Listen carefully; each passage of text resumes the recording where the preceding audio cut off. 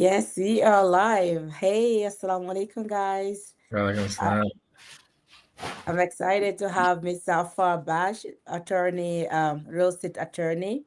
He's been on the business over 2 decades, and he's gonna be talking about a little bit of the real estate transaction, and then introduce us of what we call trust. I'm not gonna take a lot of time to introduce you. I just wanna hear from you, Mr. Afar Bash. Yeah, So no problem. take it. Thank you so much, Asiato, for having me on. Yeah, I've been practicing 21 years. I have two areas of practice: real estate and trusts and estates.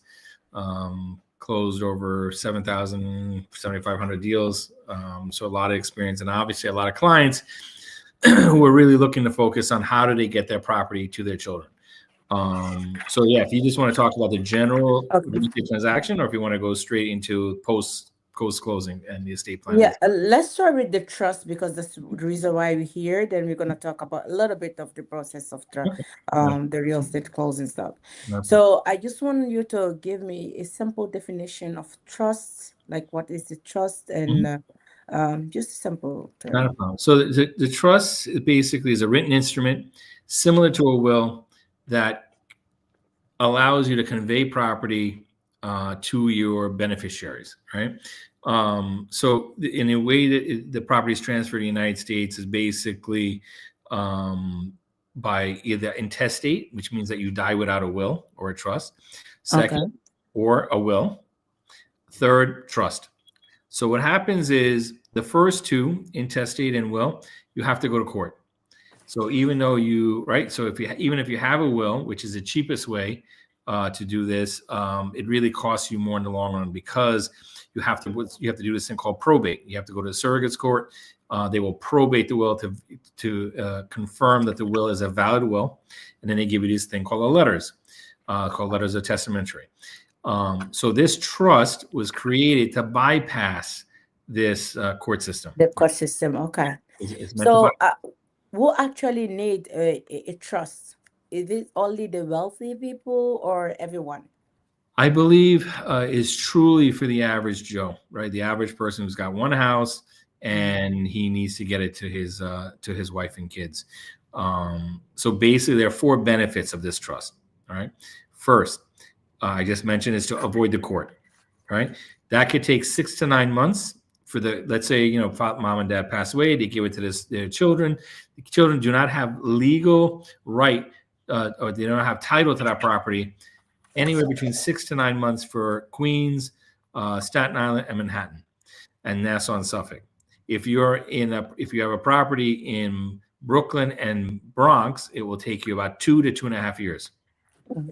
Yes, 2 to 2.5 years in those two areas. There's actually a Wow. district attorney is actually investigating them because they don't know why it's taking so long. So what happens now? The property stays there for 2 years, Mm. right, without collecting rent, without doing anything, right, and it's just sitting there and possibly going to foreclosure because mortgages are not being paid, nothing's Right. happening, right? So that's one big thing, right? It's time, savings of time. Okay. Second, cost. When the parents create the trust, the children do not have to pay anything. Basically, they just need to go to an attorney. The attorney will then, any attorney, trust and estates attorney, they'll just amend what's called an affidavit of trust, which is a summary of the trust, and they're the owners, right? I mean, even without the affidavit of trust, they're the owners. So it's really a simultaneous, a continuous transition of ownership, a Okay. seamless transition, Without going to court or without anything having to like go to that, or court, any payments. which is amazing, right? Yeah. Um, Okay. right. So that's two. Okay. So and as without cost, right? Because it could cost you $7,000 to $8,000 minimum to Hmm. go to court. Plus, you have filing fees and all that, and then the stress and aggravation that Yeah. goes with going to court, right? All the time. If you have a sibling that's out of spite wants to challenge it, guess what? You're tied up for years, right? Even though he knows he's not supposed to have a share in it. Mhm. Third, you get this thing called stepped up basis, right? What does that mean? Can you repeat again? Yep, stepped up basis, right? So it's going to Okay. be STEPPED hyphen up UP basis BASIS, right? Stepped up basis, right? What does Okay. that mean? So what happens is when you buy the, like, say my dad bought a property, let's say 30 years ago for 200,000. Mhm. Now it's worth about 1.7, one of his properties, right? So Yeah. now he's got $1.5 million with a gain. Yes. I That's true. will, right? So I will, when he gives me his property, I will either have to pay capital gains tax starting at 200,000 or at 1.7. So you got to pay on 1.5. Yeah, so that's like $300,000 in capital gains tax times That's 20%. 25 to 30%, right? Uh, For uh, capital gain. It'll be 20% capital gains tax, right? Okay. If you're in the highest bracket, right? So now you're looking at $300,000 I would have lost just because my dad did not put into a trust. Luckily, I convinced him. So whenever he passes, I get the fair market value. If it goes to 2 million, not a problem. 2.2, whatever it is, I get the fair market value of that property. That's my base. Without paying any Without paying capital. anything. Wow, that's Right? amazing. That's amazing, right? Yeah. Huge. I mean, you're talking about like a massive, massive amount of money to Yeah. save, right? And how Yeah. many people? There are many, many people, in the Bengali community. I know many other community. I think the people from Guinea are kind of new right now to the real estate. Yeah, But they know. And even me, I'm very lost on this because I heard you talking about this to one client. I'm like, this is very interesting. People should know about this thing because this is very interesting. Nobody's gonna educate them about this. You you know? know, most white Americans have trusts. Yeah. Because let's face it. I mean, they sit around on a Sunday, let's say, right, and they have like the New York Times, they have the Washington Post. Their conversations are a bit different than our conversations, right? Yes. So they're talking about finance, they're talking about investing, they're constantly talking about money, constantly, right? So Right. we don't do that, right? So it's only through these type of webinars that like you're doing right now that people will be educated and spread the message. So I had a sister come to a Bengali sister that came to me yesterday, and she said she heard it from a friend who heard it from a friend. That's why that community prospers, because Nice. they're talking about it. She didn't know what it was. Yeah, She that's the knew. exact reason I invited you so you can clarify a little bit. I just want to ask you also, what's the biggest misconception people have about trust? Oh, I apologize. I'm talking so much. There's fourth, another benefit. And then bring that question, okay, before I forget. Fourth benefit, which is really important. When the parents give it to the children, we can put it into a lockbox. It's called like an asset protection trust. So when the child gets a property, and God forbid the child gets a divorce, they don't lose the property. Oh, That's amazing. So yeah, you do a that's will, a gem, like right? So if you do a will, you do you die intestate, which is no planning whatsoever. All you're doing, you're hurting your kids. That's all you're doing, right? wow. So there's you have to plan, right? You have to It's use. basically you leaving them with a battle that they don't even know. They have to, if somebody never been to the court, how to hire a lawyer. How I'm gonna, if they don't have even the money to hire that lawyer, they're gonna lose that property. It's a Because problem. Yeah, most it's people possible. Yeah, like it's if you are in possible. your 20s, 30s, if you don't have like 10,000 saving or 5,000 Yeah. to hire somebody to fight for you, so how are you gonna do it? And I'll give you something else. So obviously I have a heart, right? When my clients come to me, I see them as family, right? You've been with me now like probably close to 10 years, right? So there are other attorneys, like one older woman came to me, she's about 70, 75. Her friend brought her to me. I said, can you look at this trust? And we realized that the attorney put himself as a trustee of her trust. Okay. So I called him. He's a very prominent trust and estates attorney. I said, such and such. I said, listen, you know who this is? He says, yes. I said, okay, listen, I read this trust. You put yourself as trustee. He says, oh, she knew what she was signing. She knew this, she knew that. And he sent me all the paperwork. 2 days later, he took his name off. So all I'm telling you is that, you be very careful. So really, some attorney can do that, like, and then you gotta. So people need to be careful and get a trusted attorney, so these people don't transfer this thing to themselves. Yeah. Instead And of he your was charging kids. a commission to the children. So the property that they were supposed to get for zero, he's charging 5%. Wow. Yeah. So these are things that happen. Obviously, you have all types of people out there: honest people, dishonest people. Same thing with attorneys. Same thing with all types of people. Real estate agents. It's not it's very. Afar, I cannot hear you anymore. You froze. Hello. So guys, I'm just gonna. I think he's freezing right now. I'm not sure. I'm just gonna call him through the cell phone. Give me 1 second.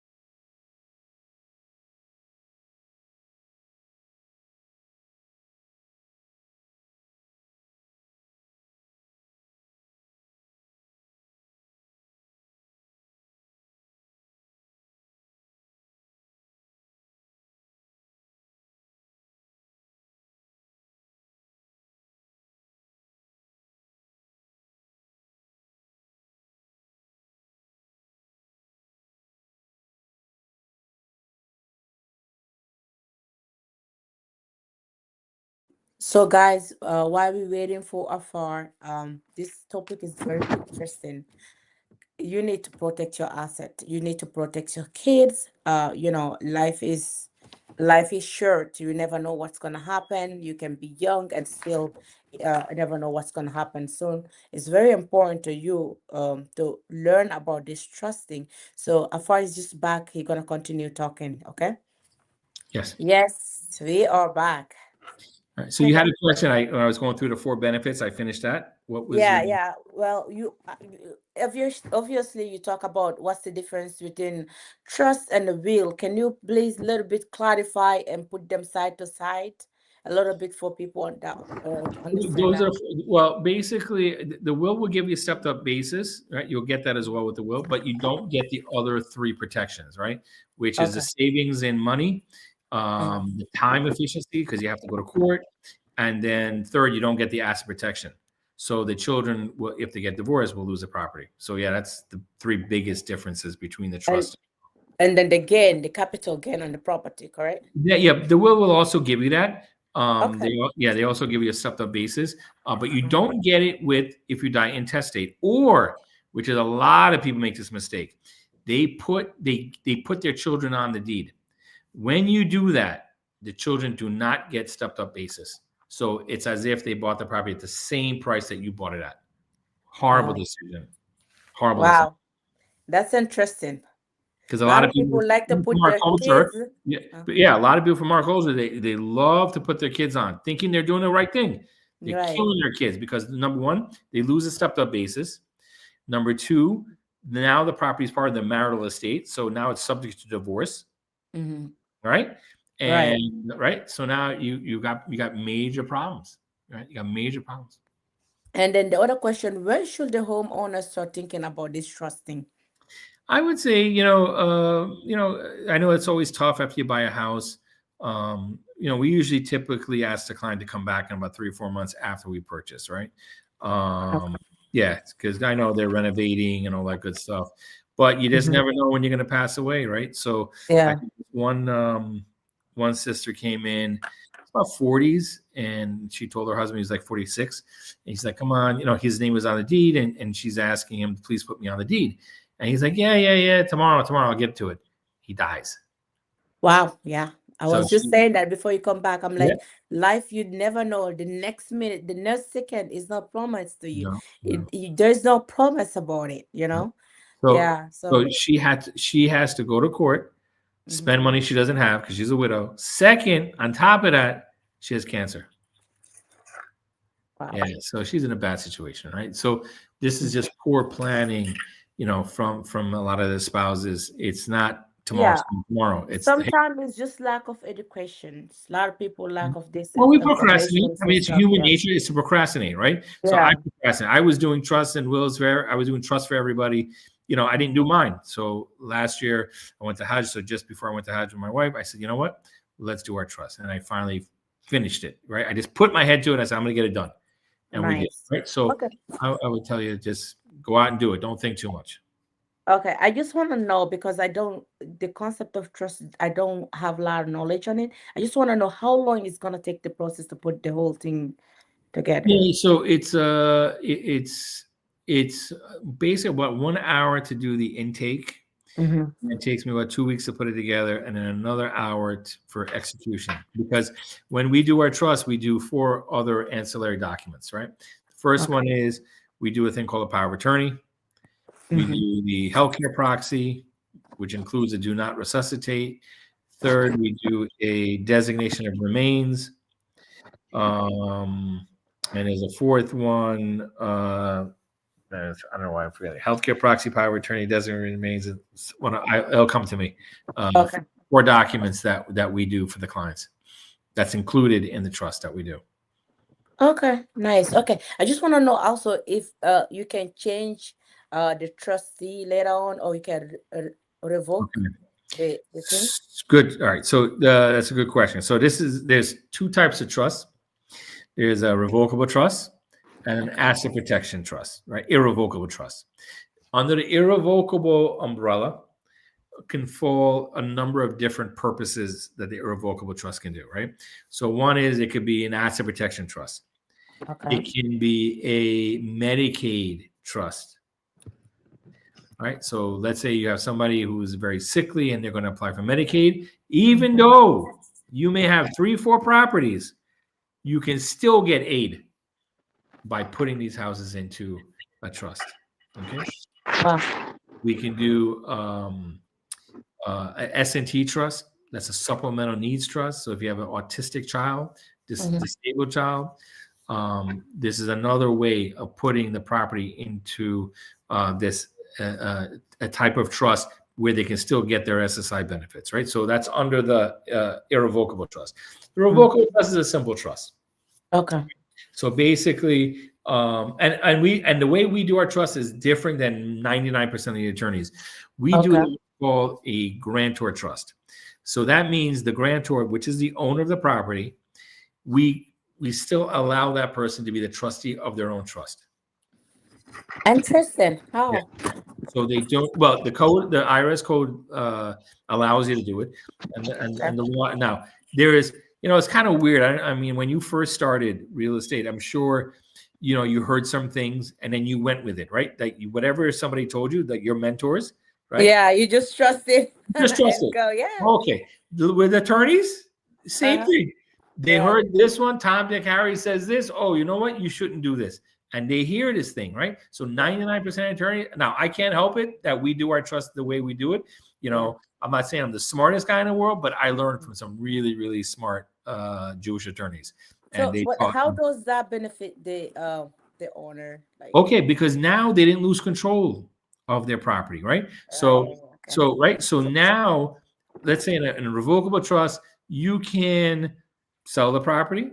You can change the beneficiary. You can, and these are same things that you can do with an irrevocable.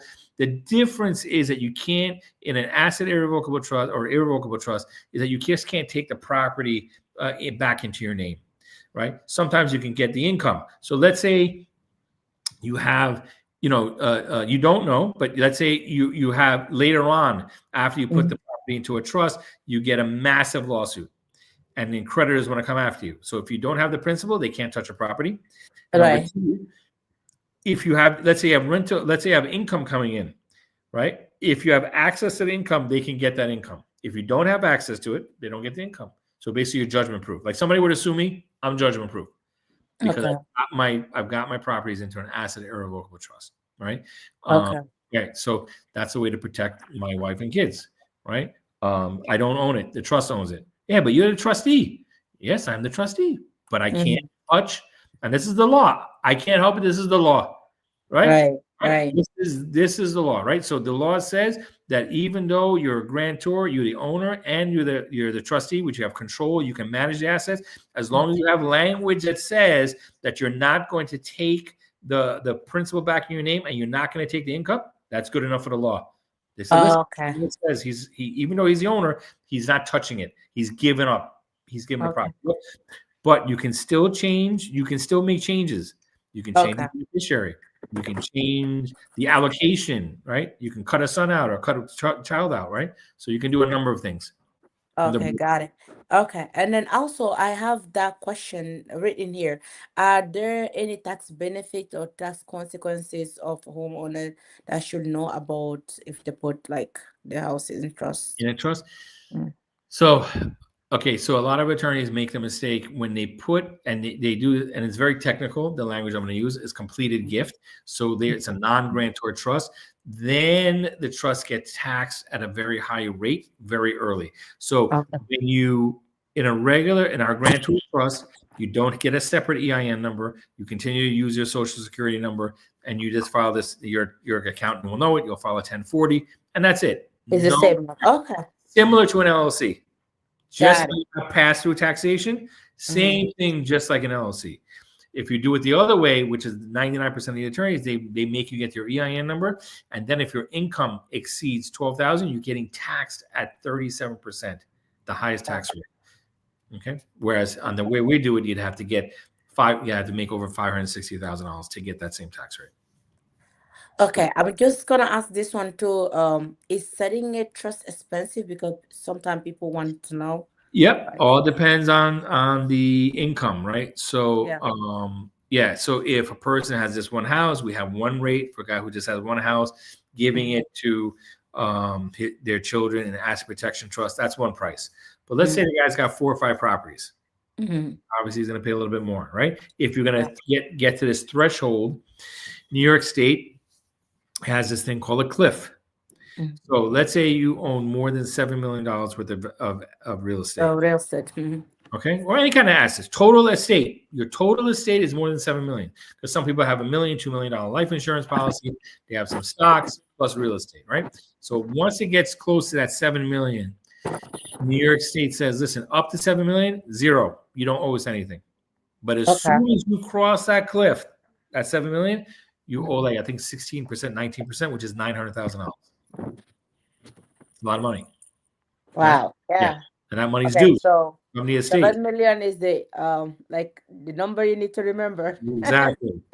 So as long as you're not close to that, you're good, right? But it serves a lot of other purposes. You know, the trust is, you know, it has those 4, but one good thing, especially in our culture, right, is that let's say you have one spouse who may be a little bit older, typically the male, right? The husband, right? And then his wife is a little bit younger. So typically, and he has a lot of kids. Let's say he has some kids. So we can do this thing called like a marital trust, which will put a little restriction on the trust after he passes away. So that she's still the owner, but she can't dispose of the assets.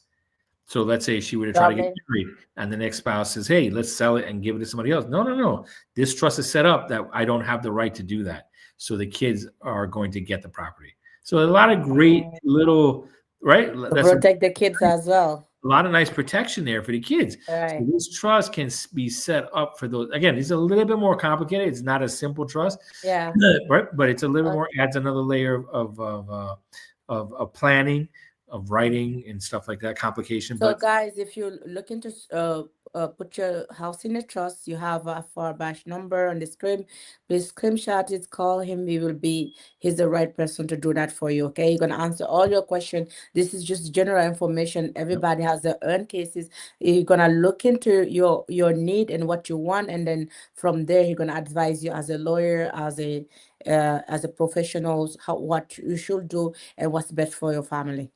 Absolutely. Thank you so much, Asatha. Appreciate you. Okay. So I just want to ask you this question, and then you're going to wrap it up. We're almost at 30 minutes. We have 6 minutes here. So can you still sell, refinance, or live in the house in a trust? Yeah, really good question. So so it's funny. I think you had a guest over there previously, Vivid Mortgage. So Vivid actually, so very few lenders can actually issue financing with a trust. Vivid actually is one of those companies. Wow. So so I represent that lender. So I happen to know their product, and they were able to issue a loan to a trust. Not many lenders can do that. So if that's the case, we take the property out of the trust. It's a cost, obviously, deed transfer, put it back into the name of the owner, do the mortgage, right? Do the lending, put it back into Okay. the trust. So Okay. So this, if in cases that's the lender not gonna do it, you're just gonna remove the name from the trust and put it back. Okay. It's like you pulling it up, put it back. yeah. Got it. All right. Nice. Okay. So I don't know. Do you have anything to add here? Because there's a lot of questions, there's a lot of information. You just don't. Do you have anything to add here? And then I later mean, it's a on, lot of people stuff. have I mean, more. the idea is, trying to create a generational transfer of wealth. Why is it that we always look to and listen, we have to tip our hat to the white Americans, right? We have to tip our hat to a lot of the Jewish community. They plan, right? They don't just get a house and then they forget about it. No, how are we going to benefit our children, right? This trust is You not. don't plan, you plan to fail. If you Yeah, don't plan, you plan to fail. absolutely. And Yeah. who fails? You're dead, right? So it's up to your children. So you're Yeah. really, we all work for our kids. Well, if you say that and you truly believe that, then you have to do a trust. Yeah. That's basically it. Yeah. Okay, guys. So you heard Mr. Afar. Thank you for so much for your time tonight to explain this information. Very nice information. We would like to see you again on these live streams. And if you need to reach out to Mr. Afar, can you tell your number? Because the live stream is a little bit, I think it has your number covered a little bit. Oh, no, that's horrible. So 718-848-8515. 718-848-8515. Oh, and also you can go to or Google the office of Afar Bash. They have nice reviews, excellent guy. He's on top. I mean, one of the things that I forgot to mention is that we have more 5-star Google reviews than any real estate attorney in the state of New York. So we love what we do. Nice. Thank you so much, Afar. So bye for now, and Yes, thank you. Honor. I just ended the